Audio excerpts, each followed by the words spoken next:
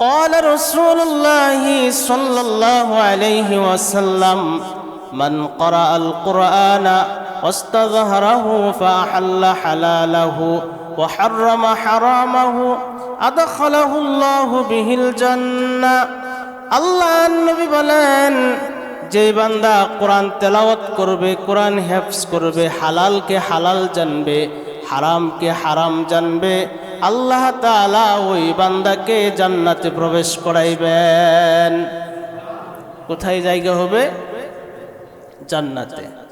وشفعه في 10 من أهل بيته كلهم قد وجبت له النار আল্লাহ নবী সাল্লাল্লাহু আলাইহি ওয়াসাল্লাম বলেন, তার পরিবারের এমন 10 জন ব্যক্তির ব্যাপারে তার সুপারিশ গৃহীত হবে যাদের প্রত্যেকের জন্য জাহান্নাম ওয়াজিব।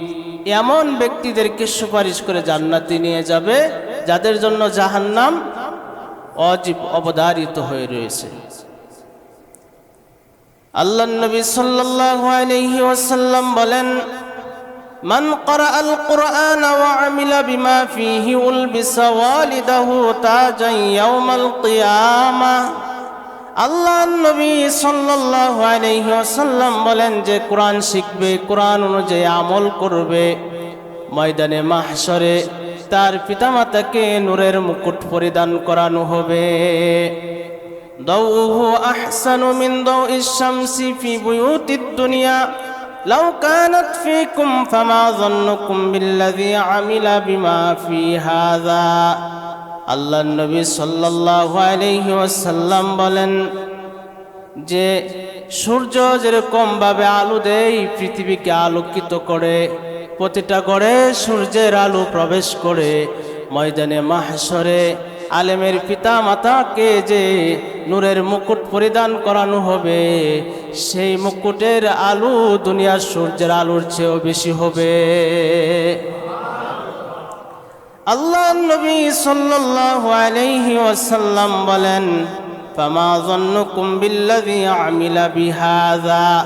তোমাদের ধারণা কি, যে ব্যক্তি নিজে কোরআন শিখেছে, কোরআন অনুযায়ী আমল করেছে, পিতামাতাকে যদি এই সম্মান দেওয়া হয়, আল্লাহর নবী বলেন, যে ব্যক্তি নিজে কোরআন শিখেছে, কোরআন অনুযায়ী আমল করেছে, তার মর্যাদা, তার মর্তবা আল্লাহ তাআলার কাছে কি পরিমাণ হবে।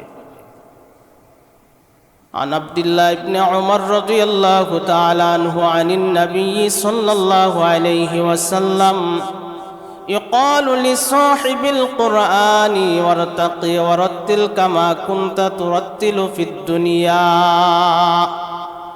আল্লাহ নবী বলেন, সাহেবে কোরআনকে, হাফেজে কোরআনকে বলা হবে, তুমি পড়তে থাকো আর আরোহণ করতে থাকো। হাফেজে কোরআন এক একটা আয়াত তেলাওয়াত করবে আর এক এক তালা অতিক্রম করবে। আল্লাহ নবী সাল্লাল্লাহু আলাইহি ওয়াসাল্লাম বলেন, দুনিয়াতে যেরকম ভাবে তুমি কোরআন তেলাওয়াত করতে, এইভাবে তেলাওয়াত করতে থাকো, বান্দা এইভাবে তেলাওয়াত করতে থাকবে। ফাইন্না মানজিলাতাকা ইনদা আখিরি আয়াতিন তাকরাউ বিহা। আল্লাহ নবী বলেন, সর্বশেষ যে আয়াত তেলাওয়াত করবে, সেই জায়গায় হবে তার স্থান। কেউ সূরা ইখলাস তেলাওয়াত করে, এই সূরাটা তার মুখস্থ আছে, তার বাড়ি হবে 4 তলা। কয়তলা? 4 তলা বিশিষ্ট। কুল হুয়াল্লাহু আহাদ পড়বে 1 তলা, আল্লাহুস সামাদ পড়বে 2 তলা, লাম ইয়ালিদ পড়বে 3 তলা, ওয়ালাম ইউলাদ ওয়ালাম ইয়াকুল লাহু কুফুয়ান আহাদ পড়বে 4 তলা। 4টা আয়াত আছে, 4টা আয়াত পড়লে 4 তলা বিশিষ্ট বাড়িতে সে স্থান পাবে।